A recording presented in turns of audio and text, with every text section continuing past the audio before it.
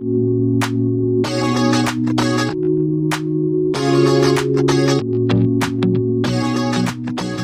guys, welcome back to my channel. If you're new here, hi, I'm Elaine. I've been living in Seattle for about 2 years now, and I'm living alone for the very first time in my life, so I'm super excited and I want to take you guys along with me through the apartment hunting process, what I'm looking for, and also just what to expect from apartments out here in Seattle if you're moving here. So yeah, let's just get right into it. So I feel like one of the first things you should ask yourself when you're apartment hunting in general is what you're looking for. If you have a clear list of what you're looking for and a clear budget, I think it makes it just a lot easier to narrow down your choices. And so for me, I like to divide that into two lists.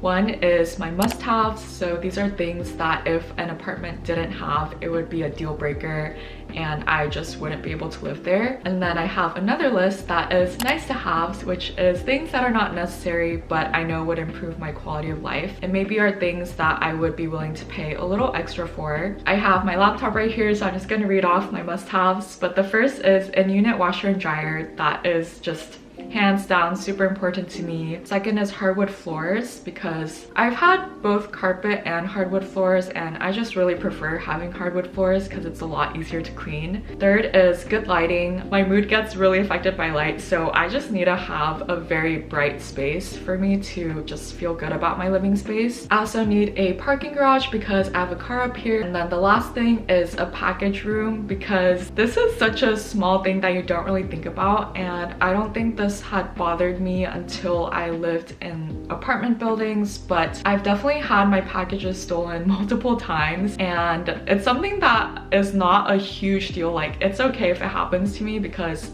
life happens, but I think this actually translates more into good management of the building, which I never really cared about. But I think having lived in buildings where there's not really a present building management person, I found it's really hard to get these things resolved when there's not really like a point of contact that you can reach out to and they're willing to take action. So that's actually something that I found was really important for me as I experienced living in like cheaper buildings or older buildings. And then my nice to haves are just nice amenities like a rooftop, a fitness center. These things are not things that I need at all in my apartment building, but it would be pretty nice to have. Okay, next we're gonna go into budget, and this is something a lot of people say in apartment hunting videos, but everyone's always like, don't compromise your budget. Like, you should always set a ceiling max budget number that you cannot cross, even if you find an apartment unit that you like. And I do agree with that. I think it's really important to not compromise how much you're willing to spend on rent, because that's up to you and your personal budgeting. But I know that I want to spend my money in other areas of my life as well, so I had a personal budget that I was not willing to go over. And this will also help you to not settle on the first apartment you find and like, because there are definitely always cheaper options out there. So it also kind of forces you just to get creative and also just see other options before making a decision. But I will also say, if you do find an apartment that you really like and it's slightly over your budget, I think it's fine to consider it, just because maybe you are willing to spend a little more on quality of life, which I have found over the years is really important to me, just where you're living and really having that space that you can come back to and rest. So if it's like a little bit over your budget, like 10 bucks, I think that's fine. So for me, my ideal budget was $1,700, which puts me at a studio in Seattle. Just realistically, that's pretty much what you're gonna find. And I would say $1,700 is also definitely the cheaper end of studios in like a centrally located part of Seattle. But if you are looking for cheaper studios, there are definitely those available options. They might just be a little bit farther out, or they might be a lot smaller, but they do exist, and I did tour a few apartments like that, which you guys will see later. And lastly is location. So since I've lived in Seattle for about 2 years now, I had a pretty good idea of where I want to live, and that was actually Cap Hill, which is the neighborhood I lived in when I first moved here. It's just one of my favorite neighborhoods because it's so lively and there's just a lot to do there, and it's very walkable to restaurants. I personally really like it, but I know it's not gonna be everyone's cup of tea. And for this video, I actually toured studios in other neighborhoods as well, just to give you guys a breath of what to expect in Seattle. But I would say there's not like a major difference between all the neighborhoods in terms of pricing. But if you're new to Seattle, the main central neighborhoods I would say that people tend to live in is South Lake Union, there's Capitol Hill, downtown, and then there's also Queen Anne, Belltown, and then there's a couple that are more north like Fremont, Ballard, Green Lake, Wallingford. And one tip that I actually have is if you're new to Seattle or are not that familiar with the neighborhoods, I would say if you have the time to, I definitely suggest walking around each neighborhood just to get a sense for the vibe and feel that you want. For example, if you're looking for a more young and lively area, Cap Hill is definitely the place to be. But if you're looking for a more quieter area that's maybe more residential but still has a good number of restaurants,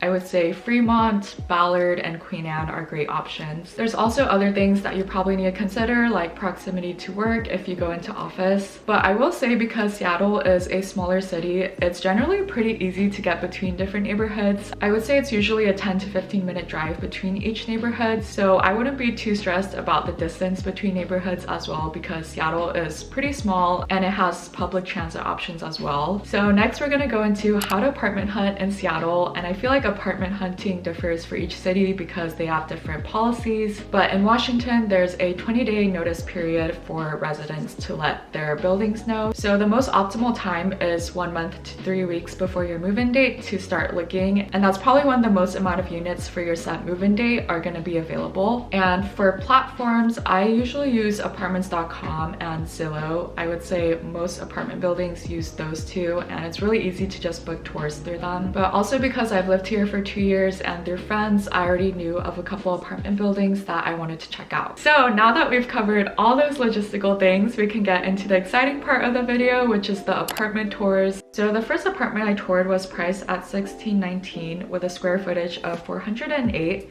Parking was $200 and it was located in Cap Hill. I think the best part about this apartment was how central the location was. It's right on Broadway Street in Cap Hill with a grocery store and restaurants along that entire street for easy access. It's also in a nice apartment complex, so if you can see out the window, it's a community of buildings, so I think I would have felt very safe living there. The only con was the carpet and the dark lighting of the apartment, but the appliances were updated and the layout itself was pretty standard. I think for the price and location, this was a great find, but I just wanted to look at other options because I wasn't in love with it.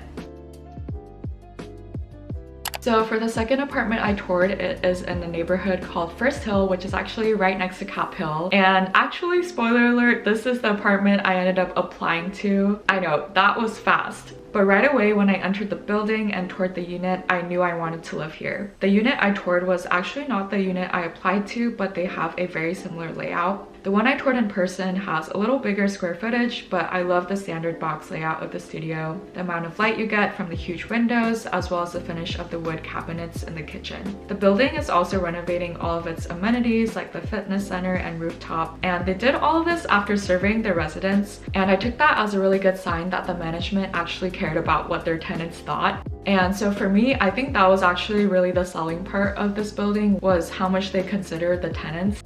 And then the next apartment I toured was centrally located in Cap Hill. Now this one had a lot more affordable studio units ranging around 1,300, but they were tiny. Like this first unit you're seeing here is 310 square feet, which is honestly pretty good for the price and location. I was just so shocked by the kitchen because they didn't have full-size refrigerators and the sink was tiny. But I do think a plus was all the units had huge windows, so there was great lighting. Also toured another unit that was 275 square feet, and this one actually had a full-size refrigerator. This apartment building also doesn't have an unit washer and dryer or a parking garage, so I didn't consider this building at all, but I just wanted to show you guys some more affordable studio options. Now, the next apartment I toured was in South Lake Union, and I actually really liked the location of this apartment because it was right by one of my favorite cafes in Seattle. But this was one of my least favorite layouts that I saw out of all the studios because they had this little alcove for storage closets, which at first I thought was great. But then you turn into the main living area and I realized that all the square footage had gone into that little alcove. I actually didn't even know this was 400 square feet because it felt more like 300 due to the weird layout.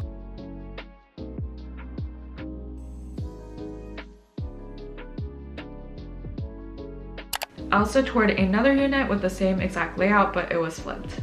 Another thing I didn't like was how shallow the sink was, which I didn't realize was pretty common in a lot of studio designs, so it's something to keep in mind if you're looking at studios as well.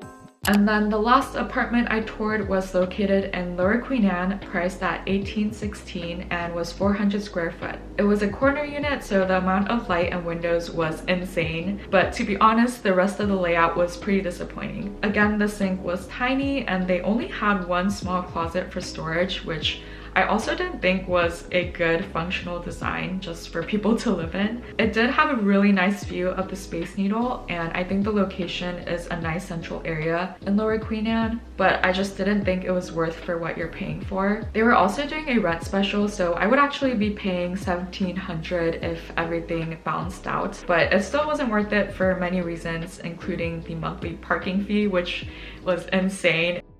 So you guys are probably really curious which apartment I ended up signing with. I think I gave it away, but it was the one in First Hill. I actually ended up applying for a different apartment than the one you guys saw in the video. It was priced at $1,700 a month with a square footage of 457.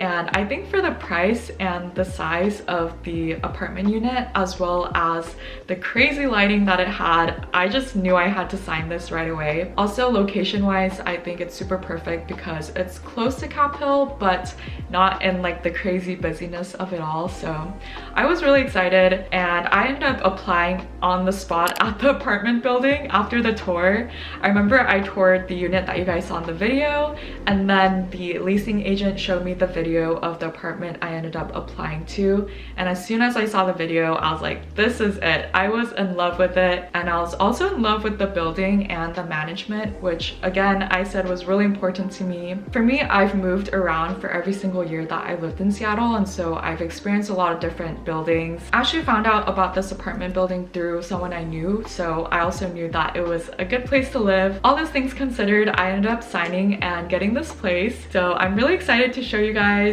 I'm definitely gonna film a lot more apartment videos and living alone videos, so if you guys want to watch more apartment videos, make sure to subscribe, and I'll see you guys next time. Bye!